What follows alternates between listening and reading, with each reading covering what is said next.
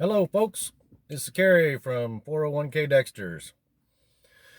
Sitting here over at my daughter and son-in-law's house. I've had this sinus infection or somewhat of a cold for the last few days, so I didn't want to run in with my wife for fear of infecting them or the baby. So I'm sitting out here in the truck. Just got finished watching a YouTube video of Steve's Retirement Corner where he talked about avoid regretting retirement. So I was sitting here thinking about what my feelings are about 6 to 7 months out from retirement. And while regret is not one of them, there is a certain anxiety or anxiousness that I have. I've talked to my wife, Linda, about it. Um, I'm at a really fortunate place in my career. I'm making the most money that I've ever had in my career. Worked up to a position that I wanted. Am very fortunate and blessed with the salary that I have, the benefits that I have. So there's almost a guilt for wanting to retire at this point in my career because I know there's a lot of people that would be fortunate to have the opportunity that I have. There is also a feeling of frustration because I've gotten to this point and it's just, the corporate grind, the change in priorities of corporate mindset. It seems that there's been a shift more away from generating business and maintaining quality into other aspects of maintaining HR relations, which I won't get into, but a lot of you are probably familiar with what's going on right now. Becoming more politically correct in the corporate environment instead of worrying about profits and bottom line and customer satisfaction and those types of things. As I mentioned before, I had worked up into a management role. I remember working for a supervisor and them sitting down at my annual review and saying, all right, Kerry, you're 20 years into your career. What do you want to be when you grow up? And I looked right at him and I said, I'm doing it. I was a task lead for a technical writing team, had large projects, large modifications for communication systems, and enjoyed digging down into the source data, into the engineering, and creating content for users to be able to understand the equipment that they received and operate it and maintain it. So I got a lot of satisfaction out of that. But as many of you know that have worked in a corporate role, the more experience you get, the more valued you are to a program, to a project.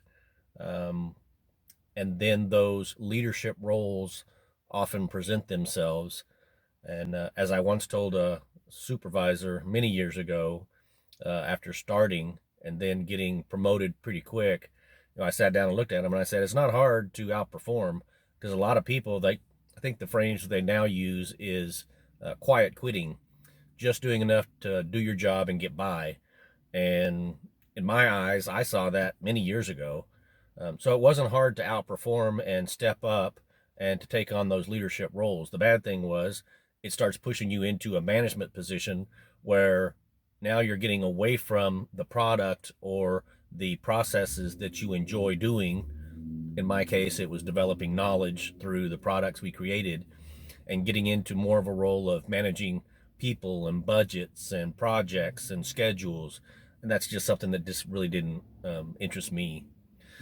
So I'm in a role now where it's more of an individual contributor, working with directly with the customer, interfacing with technical publications where they develop the content and then hand that content over to a software engineering group that develops a tool that views it for the customer on iPads and different computer systems. So very interesting role.